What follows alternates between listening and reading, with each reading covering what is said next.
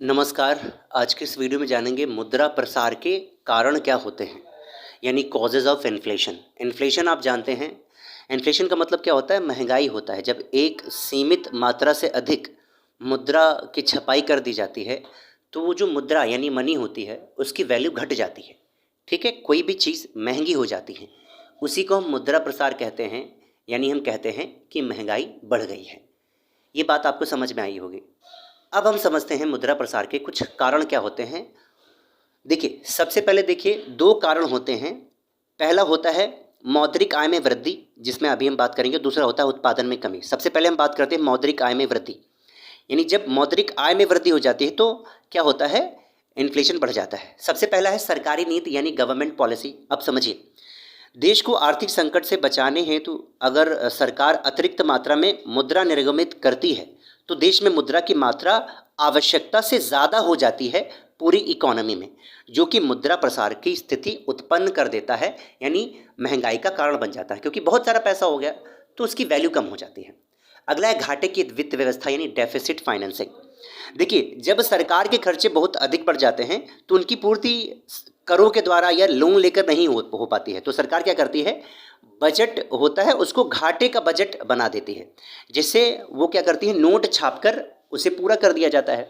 अब पूरा तो कर दिया जाता है, लेकिन इससे महंगाई बढ़ जाती है क्योंकि मुद्रा बहुत ज़्यादा मार्केट में आ जाती है। तो घाटे की वित्त व्यवस्था से भी मुद्रा प्रसार का कारण होता है। मतलब आप कह सकते हैं मुद्रा प्रसार का एक कारण क्या है? घाटे की वित्त व्यवस्था भी है, डेफिसिट फाइनेंसिंग भी होती है। अगला है मुद्रा तथा साख यानी मनी एंड क्रेडिट। देखिए, बैंक अगर कम ब्याज दरों पर लोन देने लगेंगे तो लोग क्या करेंगे? उससे आसानी से लोन ले लेगी, मतलब तुरंत हम लोगों को लोन मिल जाएगा। अब जब तुरंत लोन मिल जाएगा तो खूब बढ़िया से पैसे खर्च करेंगे, खूब खर्च करेंगे। बहुत ज़्यादा पैसा मिल रहा है तो बहुत ज़्यादा मार्केट में पैसा आ जाएगा, हम लोगों के पास, आप लोगों के पास, सबके पास। तो उसकी वैल्यू गिर जाएगी, जिससे होगा क्या? फिर से महंगाई बढ़ जाएगी। ये बात आपको समझ में आ रही होगी। अगला है मुद्रा के चलन वेग में वृद्धि यानी increase in the velocity of money. इस पे बात हम कर चुके हैं। जब 10 रुपए का, मान लीजिए 10 रुपए का सिक्का कई बार काम करता है, आपके हाथ से सब्जी वाले के पास गया, सब्जी वाले के पास से जाके दूध वाले के पास गया, फिर उसने कुछ और खरीदा, ऐसे जब चलता रहता है तो जो दिन भर में काम करता है उसको ही मुद्रा की चलन गति कहते हैं। ये जितनी ज़्यादा होती है मुद्रा प्रसार का कारण, उतना ज़्यादा ये बनती है। ठीक है, अब हम देखते हैं अगला, उत्पादन में कमी। तो पहला मैंने बताया था, या तो मुद्रा बहुत ज़्यादा छप जाए या दूसरा उत्पादन में कमी हो जाए। उत्पादन में अगर कमी हो जाएगी तब भी वो चीज़ महंगी हो जाएगी, यानी महंगाई आ जाएगी। सबसे पहला रीज़न है जनसंख्या में वृद्धि यानी इंक्रीज इन पॉपुलेशन।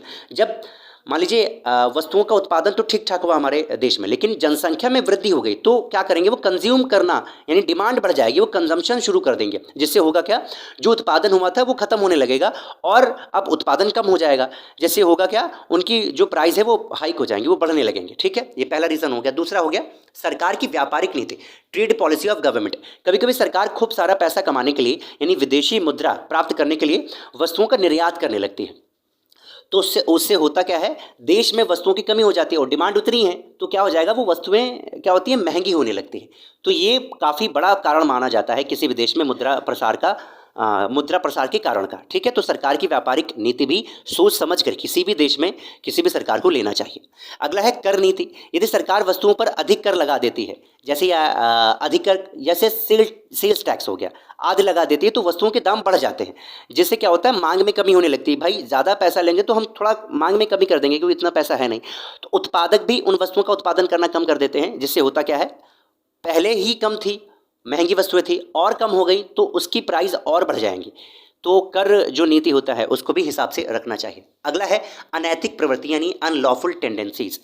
जमाखोरी, मुनाफाखोरी, ऐसी बहुत सारी, घूसखोरी हो गया, ये सारी हमारे समाज में, भारत में, किसी भी देश में कम या ज़्यादा हो सकती हैं। हमारे देश में बहुत ही ज़्यादा ये सब रहता है, घूसखोरी, जमाखोरी, मुनाफाखोरी जैसी प्रवृत्ति रहती है, जिससे होता क्या है? महंगाई बढ़ जाती है।